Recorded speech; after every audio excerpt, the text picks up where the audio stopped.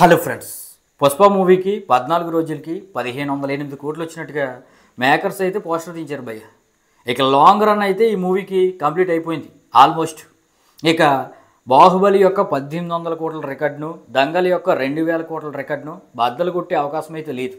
ఎందుకంటే maximum audience పుష్పని ఎవరైతే చూడాలో అందరూ కూడా చూసేస్తారు భయ్య. ఇంకా కొత్తగా చూసే వాళ్ళు లేరు. అయితే ఆడియన్స్కి ఎర అనేది పుష్ప టీం వేస్తుంది భయ్య, ఎలాగైనా బాహుబలిని బద్దలు కొట్టాలని. మరి ఈ క్రిస్మస్ నుండి ఈ పుష్ప 2కి అయితే 18 నిమిషాల రన్ టైం అనేది కలపబోతున్నారు భయ్య.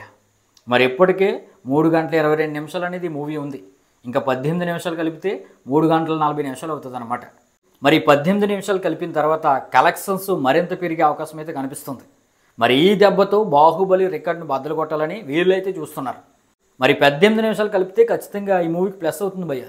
ఎందుకంటే ఆల్రెడీ చూసిన వాళ్ళు మళ్ళీ ఇంకోసారి చూడాలంటే ఏదో ఒక ఎర కావాలి ఆడియన్స్కి. లేదంటే వాళ్ళ ఫ్రెండ్స్ తోటో ఫ్యామిలీతోటో పండగ పూట వెళ్ళాలన్నా ఒక ఎర కావాలి. చూసేసాం కదా మళ్ళీ చూడటం ఎందుకు అని ఫీలింగ్ రాకుండా ఉండటానికి క్రిస్మస్ సెలవుని అలాగే న్యూ ఇయర్ సెలవుని అడ్వాంటేజ్ తీసుకోవడానికి 18 నిమిషాల ఫుటేజ్ అనేది కలుపుతున్నారనమాట. మరి దానికి సంబంధించిన అప్డేట్ అయితే అఫీషియల్గా వచ్చేసింది. మరి ఏమైనా టీజర్ రిలీజ్ చేసినా రిలీజ్ చేయొచ్చు. చూడాలి భయ్య, ఈ 18 నిమిషాలు కలిపిన తర్వాత ఆడియన్స్ రియాక్షన్ ఎలా ఉంటుంది, కలెక్షన్స్ ఏ విధంగా పెరుగుతాయి అనేది క్రిస్మస్ నుండి మనమైతే చూద్దాం. మరి దీన్ని బట్టి బాహుబలి యొక్క రికార్డు బద్దలు కొడుతుందా లేదా అనేది అయితే క్రిస్మస్ తర్వాతే మనకైతే తెలుస్తుంది భయ్య. ప్రజెంట్ అయితే బాహుబలిని పుష్ప 2 బద్దలు కొట్టే అవకాశం లేదని మార్నింగే నేను ఒక వీడియో చేశాను. మరి వీళ్ళు మళ్ళీ ట్విస్ట్ ఇస్తూ 18 నిమిషాలు కలుపుతున్నాం అంటున్నారు.